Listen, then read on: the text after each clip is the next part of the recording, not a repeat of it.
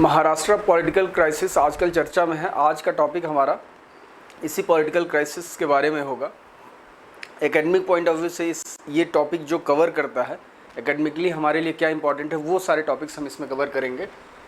बाकी तो न्यूज़ वगैरह में आपको सब कुछ पता होगा, लेकिन एंटी डिफेक्शन लॉ, इससे हम रिलेट कर पाएंगे कि भाई एंटी डिफेक्शन लॉ क्या होता है, क्योंकि ये जब टॉपिक आ रहा है महाराष्ट्र में पॉलिटिकल क्राइसिस का, तो उसमें एंटी डिफेक्शन लॉ एक बहुत इंपॉर्टेंट टॉपिक उभर के आ रहा है। उसके बाद उस कानून की जो एंटी डिफेक्शन लॉ है, जिसे दल बदल कानून भी कहते हैं, उसका क्या है, अभी भी वो इतना इफ़ेक्टिव है या नहीं है, उसकी प्रासंगिकता आज के दौर में क्या है, उसको कुछ चेंज करने की ज़रूरत है या नहीं, उस बारे में भी हम लोग चर्चा करेंगे। तो पहले तो थोड़ा बेसिक इस बारे में हम जान लेते हैं, वहाँ किस तरह का पॉलिटिकल क्राइसिस है, फिर हमारा जो टॉपिक है मेन, उस पर हम बात करेंगे। तो वहाँ पे हुआ क्या कि 2019 में विधानसभा चुनाव हुआ, 2019 में लोकसभा चुनाव के साथ ही उसमें बीजेपी प्लस शिवसेना, ये दो पार्टियाँ गठबंधन में चुनाव लड़ी और बीजेपी को 105 सीट या 106 सीट आया। गठबंधन में दोनों पार्टियां, ये और शिवसेना को 56, मतलब गठबंधन में दोनों पार्टियां मिलके सरकार बना, कंफर्टेबल मेजॉरिटी में थी, वो सरकार बना सकती थी। लेकिन कुछ डिस्प्यूट हुआ कि गठबंधन के बाद जैसे ही चुनाव का रिजल्ट डिक्लेयर हुआ, उसके बाद ये लोग अलग हो गए और शिवसेना बाकी और पॉलिटिकल पार्टीज़ के साथ मिलकर सरकार बना ली। लेकिन सबसे लार्जेस्ट पार्टी कौन बनी? बीजेपी बनी। ठीक है, तो उसके बाद वो गठबंधन की सरकार चली अभी 2022 तक। उसके बाद जो है अभी भी चल रही है गवर्नमेंट, लेकिन अभी वही पॉलिटिकल क्राइसिस क्या आया, इसमें क्या हुआ, ये तीन पार्टीज जो है, कांग्रेस, शिवसेना और ये एनसीपी है, शरद पवार वाली, तो ये तीनों मिल करके उन लोगों ने एक नया गठबंधन बनाया, महाविकास अघाड़ी नाम से। तो उसके बाद ये कंफर्टेबल मेजॉरिटी में पहुंच गया और उसके बाद सरकार रन करने लगी। लेकिन होता क्या है कि ये जो तीनों पार्टियां हैं, ये बिल्कुल अपोजिट तीन ध्रुव हैं, इनका एक दूसरे से कोई संबंध नहीं। जैसे जो प्री पोल अलायंस हुआ था, जो बीजेपी और शिवसेना का, वो एक मतलब राइट विंग हिंदुत्व वाली पार्टीज़ हैं, तो उनका तो एक बार समझ में आता है। लेकिन ये जो तीनों का गठबंधन था, तो बहुत लोग कयास लगा रहे थे कि देखते हैं कितने समय तक ये सरकार चलती है। ठीक है, तो ये बेसिक था कि ये महाविकास अघाड़ी एक गठबंधन बना, बाद में पोस्ट पोल अलायंस है ये। उसके बाद वो सरकार चली थी, चीफ मिनिस्टर उद्धव ठाकरे थे। ठीक है, उसके बाद इसमें हम देखते हैं एक दो चीज़ें कि जब इस तरह का जो खासकर जो यहाँ पे चल रहा है महाराष्ट्र में पॉलिटिकल क्राइसिस, जब इस तरह का पॉलिटिकल क्राइसिस होता है तो दो लोगों का महत्व बहुत बढ़ जाता है, एक राज्यपाल का और दूसरा जो भी स्टेट्स में जो सदन के अध्यक्ष हैं, विधानसभा के जो अध्यक्ष हैं, उन दो लोगों का रोल बहुत क्रिटिकल हो जाता है। तो आज का हमारा चर्चा उस बारे में भी है, और जहाँ भी कुछ विधायक टूट के इधर उधर जाने लगे, तो सबसे इम्पॉर्टेंट चीज़ जो सबके दिमाग में आती है क्या? Anti defection law. तो आज एंटी डिफेक्शन के बारे में भी हम लोग देखेंगे कि क्या है एंटी डिफेक्शन लॉ। तो अभी तक तो आप लोग जान गए होंगे कि सब की जो ये शिवसेना है एक पार्टी, उसके बहुत सारे विधायक करीब मोर देन 2/3 के अराउंड वो पार्टी को, मतलब वहाँ से मुंबई से छोड़ के चले गए हैं, कहीं और हैं। अभी ऑफिशियली वो पार्टी छोड़े नहीं हैं, लेकिन उनका जो जिस तरह का न्यूज़ से अपडेट आ रहा है उस हिसाब से कि वो सपोर्ट में नहीं है अभी इस समय गवर्नमेंट के। तो अब इस तरह के केसेस में एंटी डिफेक्शन लॉ क्या कहता है, इस बारे में देखेंगे। और हाँ, इससे रिलेटेड चीज़ें हम डिस्कस करेंगे। तो सबसे पहले जान लीजिए कि एंटी डिफेक्शन लॉ का शुरुआत कब हुई। तो एंटी डिफेक्शन लॉ 1960s में क्या हुआ, बहुत सारी सरकारें सिर्फ दल बदल की वजह से, बड़े सारे स्टेट्स की कई सारी सरकारें गिर गई। सिर्फ किस लिए? कि भाई कोई विधायक चुन के गया किसी और की पार्टी के नाम से, और बाद में सरकार बनने के बाद जो है वो छोड़ दिया किसी भी कारण से, चाहे वो बहुत तरह के उत्कोच हो सकते हैं, तो उस ग्राउंड पे वो लोग पार्टी बदल लेते थे। तो ये एक बहुत बड़ा प्रॉब्लम क्रिएट करने लगा, क्योंकि गवर्नमेंट की सबसे बड़ा प्रॉब्लम यही होता था कि गवर्नमेंट कहीं भी बने, इतना बड़ा चुनाव एग्जीक्यूट हो, उसके बाद जो है क्या होता था, सरकारें गिर जाती थी। तो गवर्नमेंट में बिल्कुल स्टेबिलिटी नहीं रही, मतलब कोई भी आप लॉ पास करना चाहते हैं नहीं कर सकते, क्योंकि किसी को पसंद नहीं आया छोड़ देगा, कोई और पार्टी चला जाएगा, ज्वाइन कर लेगा। तो उस दौरान जो है ये शुरू हुआ, एक दशक तक कहा जाता है, करीब 60 से 70 के आसपास करीब 800 से ज़्यादा विधायकों ने ये किया, मतलब दल बदल किया। तो उसके बाद जो गवर्नमेंट को लगने लगा कि अब कानून, किसी न किसी तरह का इसमें कानून की ज़रूरत है। तो फिर क्या हुआ, 1985 में, 1985 में राजीव गांधी सरकार ने, राजीव गांधी प्रधानमंत्री थे उस समय, एक एंटी डिफेक्शन लॉ आया और उसको जोड़ दिया गया, उसके लिए 10वां 10th शेड्यूल जोड़ा गया और उसमें एंटी डिफेक्शन लॉ को ऐड किया गया। 10th शेड्यूल मतलब बेसिक जो हमारा कॉन्स्टिट्यूशन जब बना उसमें 8 शेड्यूल थे, उसके बाद एक और शेड्यूल जोड़ा गया, ठीक, 9वां शेड्यूल किसके लिए, लैंड एक्विजिशन, लैंड से रिलेटेड जो भी बिल थे सारे, उस एक्ट थे, वो 9th शेड्यूल में डाला गया। उसके बाद 10वां शेड्यूल इसमें डाला गया, जिसमें कि एंटी डिफेक्शन लॉ से रिलेटेड प्रोविजंस किसमें है, 10th शेड्यूल में। और 52nd कॉन्स्टिट्यूशनल अमेंडमेंट, कई बार आया हुआ एक क्वेश्चन है, 92वां संविधान संशोधन के बाद जो है ये एंटी डिफेक्शन लॉ आया और 10वें शेड्यूल में इसे डाल दिया गया। तो अब हम इसमें देखते हैं कि भाई इसमें क्या प्रोविजंस, तो आगे देखेंगे, इसमें और चीज़ें क्या हैं, इसमें ये कहता क्या है ये कानून। ये कानून में है कि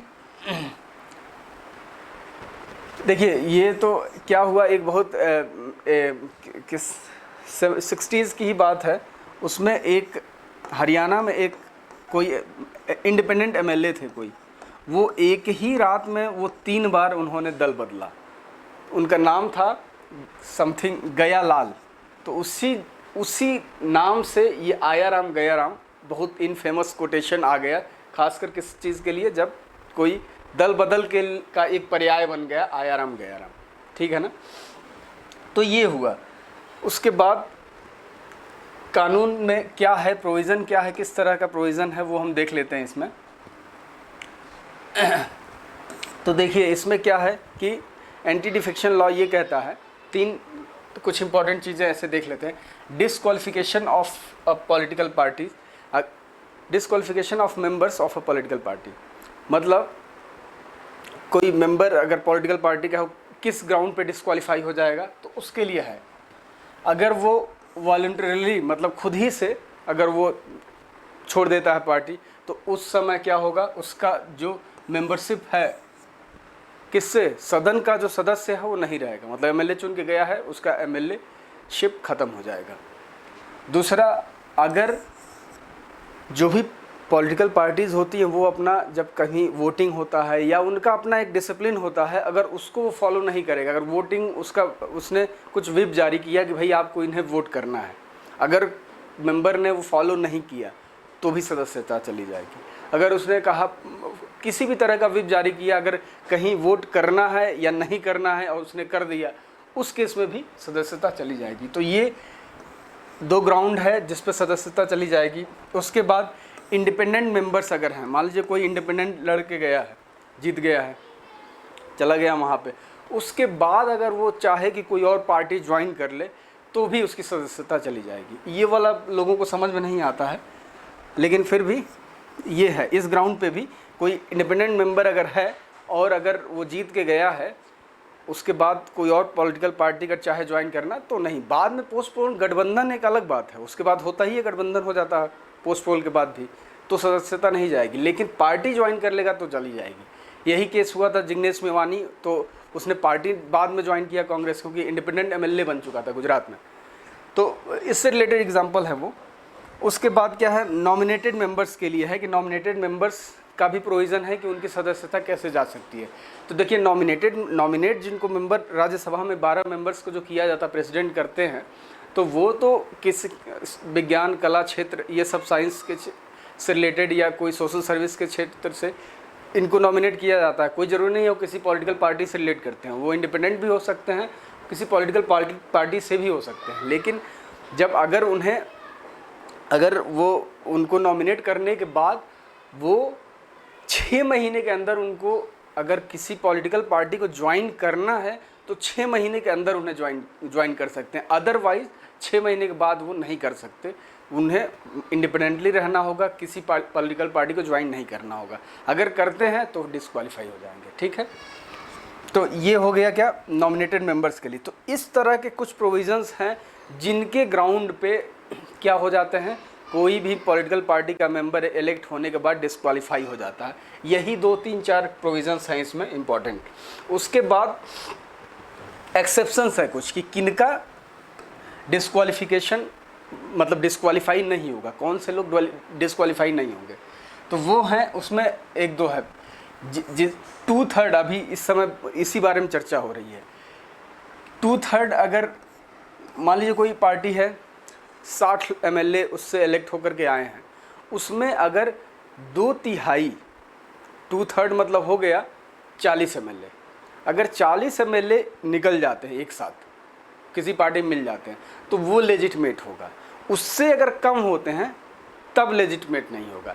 हालांकि जो जिस समय दल बदल कानून था, जिस समय शुरुआत हुई थी एंटी डिफेक्शन लॉ की, उस 1985 में, उस समय क्या था, ये चीज़ 1/3 थी।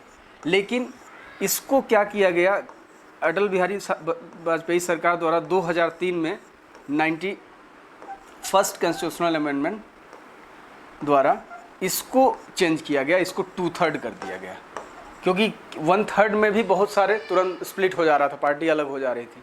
तो 2/3 कर दिया गया ताकि एक बहुत बड़ा मेजॉरिटी अगर जाए तो ही मतलब उसको वैलिडिटी मिलेगी, नहीं तो क्या हो जाएगा, उसकी सदस्यता चली जाएगी। तो इसीलिए क्या हुआ, 2/3 की अभी इस समय जो डिस्प्यूट चल रहा है उसमें क्या हो रहा है कि भाई अभी 2/3 मेंबर शिवसेना के वो लोग उठा के ले गए हैं कि भाई ताकि डिस्क्वालीफाई ना हो, 2/3 कम से कम होना चाहिए। 60 में 40 चले जाएंगे तो फिर 2/3 हो गया और उसको डिस्क्वालीफाई नहीं किया जा सकता। तो ये हैं कुछ बेसिक चीज़ें, ठीक है ना। और बाकी जो हमने अभी बात किया कि 6 मंथ के अंदर उनको, जो इंडिपेंडेंट नॉमिनेटेड मेंबर्स हैं, उनको 6 महीने के अंदर कोई ना कोई पॉलिटिकल पार्टी ज्वाइन कर लेना है, उसके बाद वो नहीं कर सकते। अब डिसाइडिंग अथॉरिटी बहुत इंपॉर्टेंट है। आखिर डिसाइड कौन करेगा, डिसाइड कौन करेगा कि आप इस चीज़ में मेंबरशिप जाना है कि नहीं जाना है, उसका उस सदस्य रहा उस सदन का या नहीं रहा, ये कौन डिसाइड करेगा। तो ये सबसे इम्पॉर्टेंट है ये चीज़ कि प्रिसाइडिंग ऑफिसर उस हाउस का जो भी होगा, जैसे कि विधानसभा अध्यक्ष, विधानसभा का क्या हो गया, विधानसभा अध्यक्ष हो गया, लोकसभा का क्या हो गया, स्पीकर हो गया, मतलब लोकसभा का अध्यक्ष, राज्यसभा का ही ऐसे हो गया अध्यक्ष। तो ऐसे जो सदन में उसका अध्यक्ष है उसी के पास अथॉरिटी है ये डिसाइड करने की कि वो मेंबर है या नहीं, डिस्क्वालिफिकेशन की। सबसे इम्पॉर्टेंट, जब ये कानून बना 1985 में तो वही फाइनल अथॉरिटी था। ओरिजिनली जो कानून बना था उसमें फाइनल अथॉरिटी कौन था, प्रिसाइडिंग ऑफिसर, मतलब जो भी लोकसभा अध्यक्ष हो या उस सदन का अध्यक्ष जो भी है, विधानसभा अध्यक्ष है, वही फाइनल, उसका डिसीजन फाइनल था। लेकिन बाद में सुप्रीम कोर्ट के कुछ डिसीजंस में इसको, कौन सा केस था, कीहोटो केस 1993 में आया। इसके बाद जो है इसको क्या किया गया, ये जो है इसको जुडिशियल रिव्यू के अंदर रखा गया। जुडिशियल रिव्यू मतलब कि सुप्रीम कोर्ट उसको रिव्यू कर सकती है। तो ये जो है एक महत्वपूर्ण बदलाव आया 1993 के बाद। ओरिजिनल जो हमें 1985 में हमने जो बनाया था, उस समय क्या था, उस समय जो फाइनल अथॉरिटी जो भी सदन का अध्यक्ष है उसी के पास है। 93 के बाद सुप्रीम कोर्ट का एक जजमेंट आया, उसके बाद क्या हुआ कि इसको सुप्रीम कोर्ट में इसको केस किया जा सकता है, उसका जुडिशियल रिव्यू हो सकता है और फाइनल आदेश सुप्रीम कोर्ट का माना जा सकता है। ठीक है, तो ये इंपॉर्टेंट चीज़ एक हो गई। उसके बाद क्या है, इसका एडवांटेज क्या है, तो देखिए एडवांटेज जो सबसे पहले हमने किस लिए अडॉप्ट किया था, सबसे बड़ा वजह जो था वो यही था कि गवर्नमेंट की स्टेबिलिटी, उसमें क्या होता है कि जब लालच दे करके मिनिस्टर्स का कि भाई आपको मिनिस्ट्री मिल जाएगी, या पैसे का लालच या इस तरह का, उसमें बहुत सारे ट्रेडिंग मतलब हॉर्स ट्रेडिंग जैसी चीज़ें होने लगती थी कि भाई एमएलए मिल जाते थे, पार्टी छोड़ देते थे, तो उससे गवर्नमेंट अनस्टेबल हो जाता था। मतलब तुरंत सरकार गिर गई, 2 सीट कम है, 2 सीट उधर चले गए, सरकार गिर गई। तो सरकार को या तो प्रेशर में काम करना पड़ता था और नहीं तो सरकार गिर जाती। तो किसी भी तरह का इम्पोर्टेंट आप पॉलिसी मेकिंग नहीं कर सकते। तो ये सबसे इसका पॉजिटिव चीज़ ये रहा कि थोड़ी सरकारों में उसके बाद स्टेबिलिटी आई, कि इसकी वजह से ऐसा नहीं हुआ कि कोई भी अपने मन से अपने हिसाब से नहीं एमएलए डिसाइड कर सकता कुछ भी। पार्टी का जो डिसिप्लिन है, पार्टी का जो भी कॉन्स्टिट्यूशन है, उसको फॉलो करना होगा। ये दूसरा ये है कि हाँ, बाकी इलेक्टेड मेंबर्स का जो भी हैं वो थोड़ा लॉयल रहेंगे, एक डिसिप्लिन रहेगा, वो सारी चीज़ें। बाकी यही दिया हुआ कि स्टेबल और सिक्योर गवर्नमेंट में स्टेबिलिटी आई सरकारों में। ठीक, उसके बाद क्या इश्यूज़ हैं इसमें क्या किस तरह के इश्यूज़ हैं इसमें? तो देखिए, कुछ मतलब क्या इसमें कुछ नेगेटिव है भाई, इस तरह का कानून का पे क्वेश्चन मार्क लगाते हैं लोग, तो वो किस आधार पे लगाते हैं लोग? तो सबसे पहले ये जान लीजिए कि डेमोक्रेसी में सबसे सुप्रीम जो होता है, किसी भी डेमोक्रेसी में सुप्रीम मतलब क्या होता है? सिटीजन्स होते हैं, वहाँ के लोग होते हैं, सिटीजन्स सबसे सुप्रीम होते हैं। अब समझिए कि कोई एमएलए चुन के गया है किसी क्षेत्र से और वहाँ के लोगों का कुछ कहना है, उनको रिप्रेजेंट करता है वो, और वो पार्टी के डिसिप्लिन के तहत या पार्टी से का कोई राय है और उसकी जो लोगों को रिप्रेजेंट कर रहा है उनके कुछ और एस्पिरेशंस हैं, तो वो वहाँ पे नहीं कुछ कर सकता, उनके अगेंस्ट जा नहीं सकता पार्टी की, नहीं तो उसकी सदस्यता चली जाएगी। तो बेसिकली यहाँ पे अगर देखा जाए तो उन लोगों का जिन लोगों ने उन्हें चुना है उनको ठीक से वो रिप्रेजेंट नहीं कर पा रहा है। बेसिकली यही हो रहा है कि वो सही से नहीं रिप्रेजेंट कर पा रहा, उनकी बात को नहीं कह सकता, क्योंकि पार्टी का डिसिप्लिन कुछ और है, पार्टी कुछ और चाहती है करना। तो एक ये बड़ा इसका ड्रॉबैक यही है कि इसमें जो डेमोक्रेसी का जो बेसिक पिलर है कि सभी को अपने ढंग से कहने की सुनने की आज़ादी हो, अपना जो पॉइंट है उनको रिप्रेजेंट करने के लिए गया है वो कह सके, वो सारी चीज़ें नहीं हो सकती। तो ये एक सबसे बड़ा कॉन्ट्रडिक्शन है इस केस में। उसके बाद जो है बहुत सारे मेंबर्स का जो पोटेंशियल है, बहुत सारे उसमें टैलेंटेड लोग हैं जो अपने ढंग से कुछ करना चाहते हैं, कुछ कहना चाहते हैं, या किसी और तरीके का उसमें कुछ भी डिसीज़न उनका हो सकता है, जो हो सकता है कि बेटर हो पार्टी के लिए भी, बाकी सब के लिए भी, लेकिन वो नहीं कर सकते। तो ऐसे मेंबर्स का पोटेंशियल क्या होता है? अंडरमाइन होता है। तो ये जो है कुछ इम्पॉर्टेंट मतलब इस पे क्वेश्चन मार्क है। और ये भी कहा जा सकता है कि अभी तक ये लॉ जो है कुछ हद तक सक्सेसफुल रहा है, लेकिन उतना इफेक्टिव रहा नहीं है ये लॉ भी। इसके बाद भी देखा गया है कि हॉर्स ट्रेडिंग और ये सब चीज़ें बहुत बढ़ी हैं। और तीसरी चीज़, एक और इम्पॉर्टेंट चीज़, कि इसमें कुछ टाइम लाइन नहीं है कि कब जो है मतलब कब सदस्यता इसकी रद्द की जाएगी या ऐसा कुछ। वो सब जो भी प्रिसाइडिंग ऑफिसर है, मतलब सदन का जो भी अध्यक्ष है, वो अपने हिसाब से डिसाइड करेगा। तो इसलिए भी ये बहुत ज़्यादा इफेक्टिव नहीं रहा ये कानून। तो ये सारे इश्यूज़ रहे हैं इसमें। बाकी आगे क्या हो सकता है, कैसे जो अभी इसमें प्रॉब्लम्स आ रहे हैं उसको कैसे ठीक किया जा सकता है, जो करंट एग्जिस्टिंग सिस्टम है, तो उसमें देखिए इसके लिए कई सारे सुप्रीम कोर्ट के भी जजमेंट आए हैं, उसमें भी कुछ चीज़ें कही गई हैं। बाकी लॉ कमीशन के रिपोर्ट्स हैं, वो भी उन लोगों ने भी कुछ कहा है। तो उसमें एक दो चीज़ें हम देख लेते हैं। कुछ लोगों का ये मानना है कि कोई एक न्यूट्रल अथॉरिटी एक बनाई जाए, जो कि मतलब होता क्या है, देखिए जैसे कि सदन का जो भी अध्यक्ष है, नॉर्मली इन 90% केसेस वो जो भी रूलिंग पार्टी होती है उसी पार्टी का अध्यक्ष होता है। तो अब जो रूलिंग पार्टी का अध्यक्ष है, तो ऑब्वियसली उसमें जब इस तरह के कैंसिलेशन की बात आएगी सीट के, तो उसमें एक बायसिंग अपने आप ही आ जाएगा। तो इसीलिए ये कुछ लोगों का मानना है कि जो अथॉरिटी सदन के अध्यक्ष को दी गई है, उसको किसी न्यूट्रल अथॉरिटी को ट्रांसफ़र किया जाए तो ज़्यादा ठीक रहेगा। फिर एक ये सिस्टम ठीक। दूसरा, सुप्रीम कोर्ट ये सजेस्ट किए एक बार कि पार्लियामेंट को ये करना चाहिए कि एक जो है एक कासी जुडिशियल मतलब एक गैर न्यायिक संस्था बनाए, जिसमें सुप्रीम कोर्ट के ही रिटायर्ड जज हों और वो इन सब केसों का जल्दी से निपटारा करे। सुप्रीम कोर्ट का ये कहना है, मतलब सजेस्ट की। उसके बाद एक और लोग सजेस्ट ये करते हैं जो कि बहुत जेन्युइन है कि मतलब कोई भी जो पॉलिटिकल पार्टी है उसमें इंटरनल डेमोक्रेसी पे बहुत ज़्यादा ध्यान दिया जाए। जब भी होगा, इंटरनल डेमोक्रेसी जितना ज़्यादा होगा, चर्चा होगा, लोग बातचीत करेंगे, अपना व्यू पॉइंट रखेंगे, तो ये जो टूटने की दिक्कत है या ये हॉर्स ट्रेडिंग है या कुछ लोग दल बदल लेते हैं अपना उनका जो नज़रिया है उस चीज़ को उसमें एड्रेस नहीं किया जा रहा इस वजह से, तो वो प्रॉब्लम्स काफ़ी हद तक एलिमिनेट हो जाएंगी। तो ये है हमारा आज का टॉपिक। और एक और चीज़, हाँ ये इंपॉर्टेंट, जैसे कि अभी हम जानते हैं कि पॉलिटिकल पार्टीज़ अभी भी आरटीआई के अंदर नहीं आती हैं। तो बहुत सारे लोगों का ये मानना है कि पॉलिटिकल पार्टी को आरटीआई के अंदर आना चाहिए ताकि अंदर क्या चल रहा है, प्रॉपर डेमोक्रेसी है कि नहीं, वो क्लियरली सब लोगों को बाहर विजिबल हो, दिखे। तो ये कुछ इंपॉर्टेंट चीज़ें हैं इसमें। उसके बाद जो है यहीं पे हम एक दो चीज़ें और देख लेते हैं यहाँ पे कि अभी ये हमने देखा कि इस केस में, जो एंटी डिफेक्शन लॉ के केस में, सबसे जो इम्पॉर्टेंट रोल है वो किसका है? जो प्रिसाइडिंग ऑफिसर है, मतलब जो भी सदन का अध्यक्ष है, वही सबसे इम्पॉर्टेंट रोल प्ले करता है। ठीक है।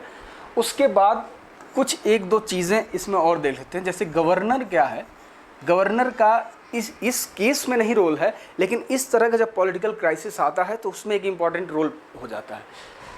उसमें इम्पॉर्टेंट रोल किस तरह का होता है? जैसे कि जो आज का केस, हम करंट जो एग्जिस्टिंग सिनेरियो है उसमें अगर हम देखें तो महाराष्ट्र में अगर मान लीजिए कुछ विधायक वहाँ हैं, तो अब इसको फाइनल कैसे डिसाइड होगा? तो ये सदन के सामने अपना जो भी बहुमत है उसको सिद्ध करना होगा, फ्लोर ऑफ द हाउस, वहाँ पे जाके।